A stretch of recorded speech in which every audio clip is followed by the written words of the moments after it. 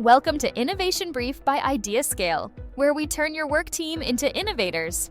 Everyone's talking about innovation these days. Right. Seems like it's the holy grail of business. It really is. But, so many companies, they say they want it, but then they end up rewarding the stuff that actually kills creativity. Yeah, you're talking about misaligned incentives. Exactly. You get what Steve Kerr, I think, called it rewarding A while hoping for B. Right.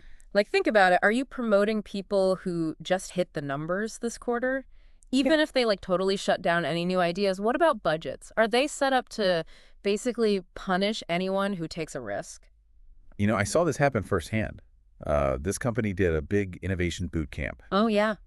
They invested a ton, fancy location speakers, the whole thing. Wow. And almost nobody signed up. Really? It was so weird. I bet I can guess what happened. Go for it. The structure, how it was all set up, it discouraged people from actually participating. You're exactly right.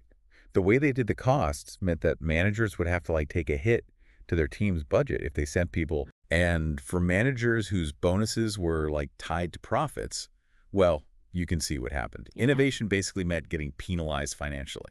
It's such a common problem, especially when it's all about short-term profits. Yeah. Like with private equity-owned companies. Right. Often they just squeeze margins so much that they accidentally kill any chance of real groundbreaking innovation. It's ironic because that kind of innovation often leads to the biggest gains over time. Exactly. So to our listeners out there, take a look around your own company. Are there any hidden costs to innovating? Are you unknowingly punishing the people you actually want to be creative? It's a good question to ask yourself. Yeah, and it brings us to a really important point. It's not enough to just talk about innovation. Right. You have to look at what you're actually rewarding. Right. Are you stuck with these old business models? Are your metrics only focused on right now? Are you missing out on future opportunities? It's easy to get stuck in the now. Yeah, and it reminds me of Jeffrey Moore's zone to win idea, where companies get so fixated on their main business, the performance zone, he calls it, Right. that they forget about the incubation zone where all those little innovative projects are happening. Yeah. Those might not be huge today, but they could be your next big thing. Absolutely, they could be. So how do we actually break free from this short-term thinking, Yeah. Create a culture that really embraces innovation? It's the million-dollar question, isn't it? It is, and one tool that can help is the Innovation Mastery Scale. Oh, you mean that framework from Rita McGrath? Exactly. I've heard it's really good for diagnosing a company's innovation culture. Yeah, it goes beyond the surface and asks some tough questions about the systems in place, the ones that support innovation or, maybe don't. Right. How easy is it to get funding to test new ideas? Does innovation play a role in how people are compensated? Not like that. And a big one, do leaders feel safe supporting risky ideas, even if it might affect their own short-term results? It's like getting to the heart of it, isn't it? Yeah. It's not about having a fancy innovation lab or running brainstorming sessions. Right. It's about the entire organization. Is it set up to actually reward and incentivize innovation?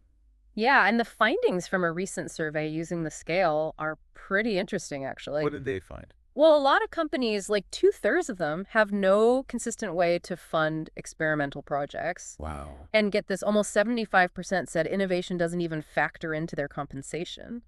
So they're told to innovate, but there's no reward for it. Yeah, and to make it worse, a similar number think that supporting innovation could actually hurt their careers. That's tough. It's Kerr's rewarding A while hoping for B all over again. You can't expect people to prioritize innovation when all the incentives are pushing them the other way. So we've diagnosed the problem, but what's the cure? How do we shift from short-term thinking to a culture that rewards risk takers? The ones pushing the boundaries. I think it starts with recognizing that accountability and performance measurement are still important, but they need to be aligned with your innovation goals. I see. And this is where Seifi Bakal's innovation equation comes in. Okay. It outlines specific structural elements that can help or hurt a company's ability to innovate. Like what kind of elements? Well, first, how is compensation structured? Is it tied to project outcomes or someone's rank in the hierarchy? Okay. If it's the latter, you're basically encouraging people to climb the ladder, not rock the boat. Makes sense. The second element is, are people working on projects that match their skills and passion? Not just because of office politics. Right. Bakal calls this project skill fit versus return on politics. Then there's management span, Hmm? how many direct reports a manager has. Right. A wider span can mean more autonomy, more ownership, which is crucial for innovation. Got it. And finally, the salary step up. How much more do you get paid if you get promoted? Interesting. If it's a big jump, people will be so focused on that promotion, they'll avoid anything risky. Wow.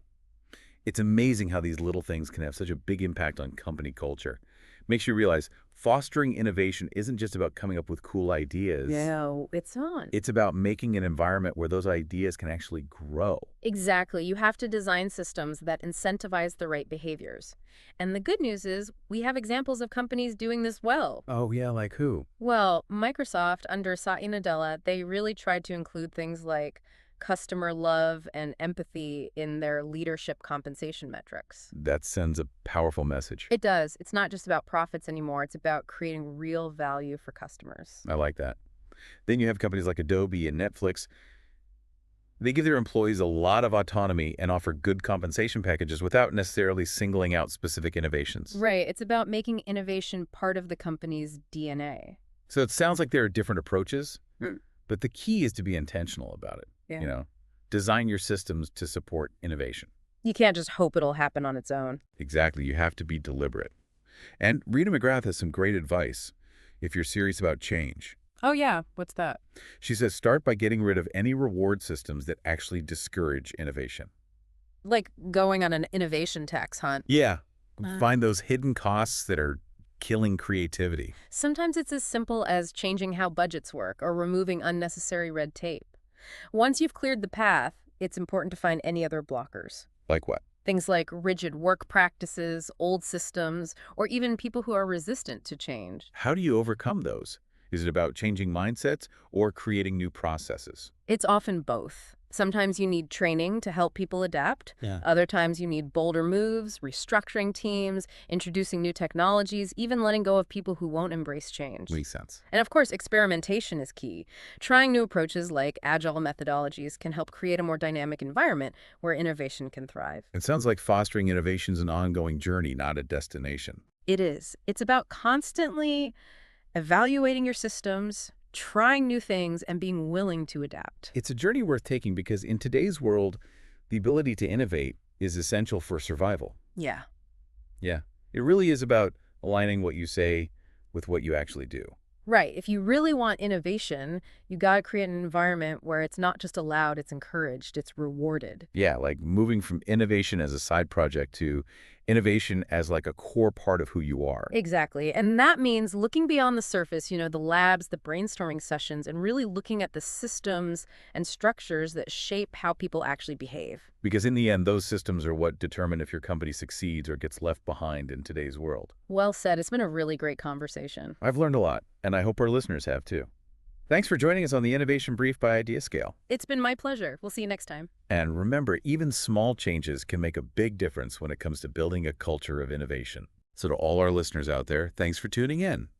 We hope you found this deep dive helpful. We release new episodes every Tuesday and Friday, so make sure to subscribe so you don't miss out. And if you're ready to turn your work team into innovators, head over to IdeaScale.com and book a demo for a free trial. You can also leave a comment below and let us know what you thought of this episode, or if you have any questions. Until next time, keep those innovative ideas flowing. We'll see you soon.